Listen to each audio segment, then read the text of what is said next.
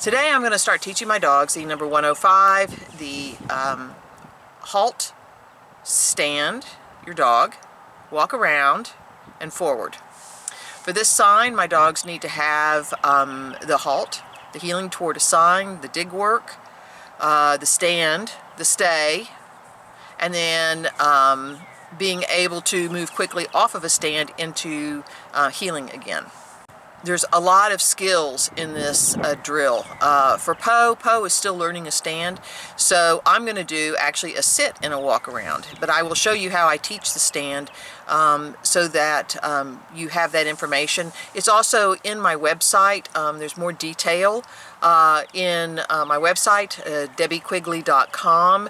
Just go to the Foundations menu, look on the menu on the top of the homepage, and you'll see classes, and go to the foundation stuff. You'll see how I teach sits, downs, and stands.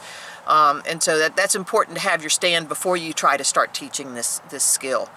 Okay, I think that's it. I'm going to go grab some dogs, get set up, and we'll get started. Okay, teaching a stand. What I do is I have my dog on leash, and I have the leash taut. Sit. Wait.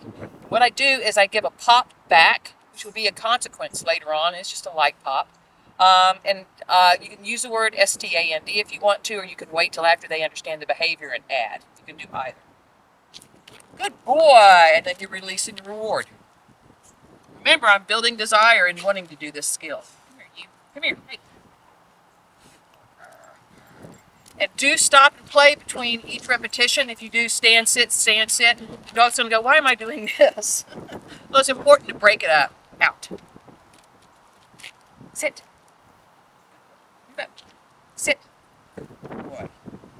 Stand. Good. You saw he was getting ready to anticipate there? That is good, because he's thinking about what he's doing, so I like that. All right, so that's how you do a stand. Make sure that you look on the website. Sorry, it's windy today. Make sure you look on the website. I have more in-depth, free training information there. Out. Stop. Close. Here we go. Sit. Good boy. Sit. Good boy. Tweak my hand. Very nice sit. Okay, good boy, yes. Good job. Get it. Hurry. I dropped it. I dropped it. I dropped it. I dropped it. Let me go get card. Out. Good boy. Stay. Good boy.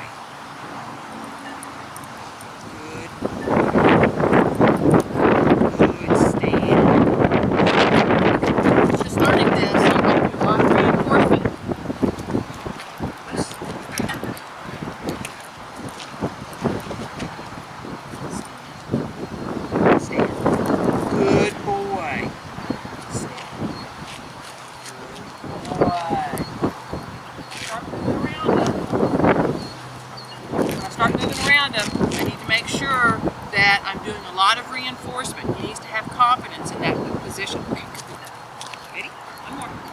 Sit.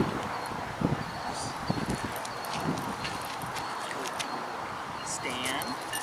Good boy. Stand.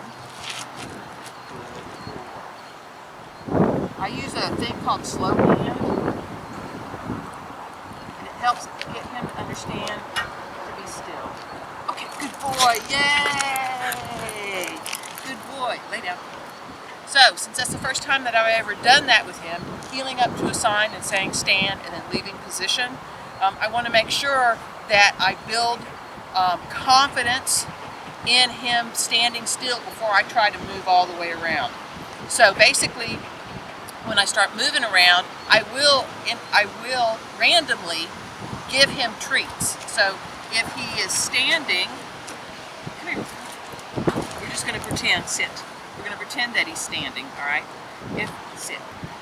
If I'm going to be doing it, I'm going to start walking around. I can give him a treat here. Or I can move here, sit. Sit. I don't have any more treats on me, so I'm using air treats. Sit. I can give them a treat here.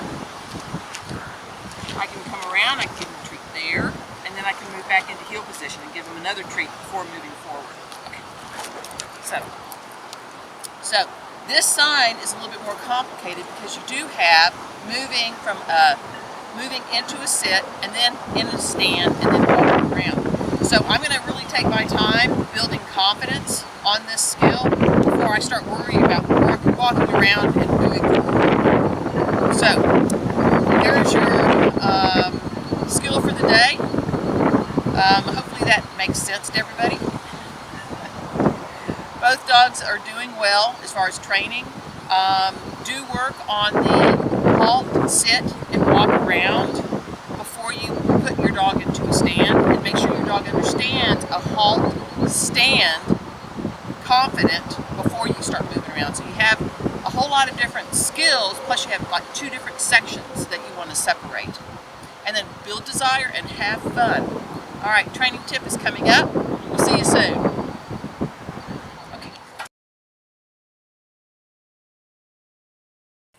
All right, training tip for the day.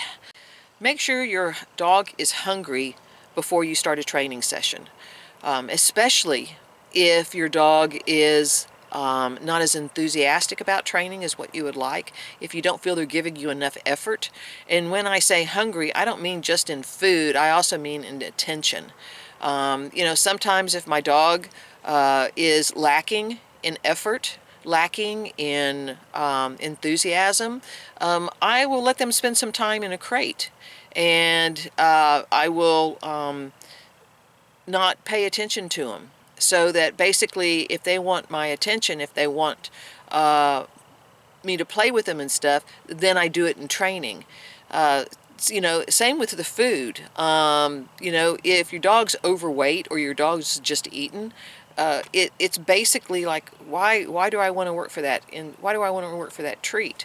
Now, yes, overall and in the long run, I build desire in just training for me alone. All right, and that's a key. But I have to build desire in training and all the skills that I want before I can expect that from a dog. So remember, make sure that your dog is hungry before you train. If it lacks enthusiasm, make sure he's hungry. If he lacks effort, make sure he's hungry. All right? All right, there's your training tip for the day. Y'all have a wonderful afternoon and evening, and go out and train, and make sure that you make sure you make some comments below or on my website or on my Facebook page. I would love to hear from you, and I'd like to hear how you're enjoying the rally series, and if there's anything I can do to make them better, please do let me know. Suggestions are always welcome. All right, y'all have a wonderful day.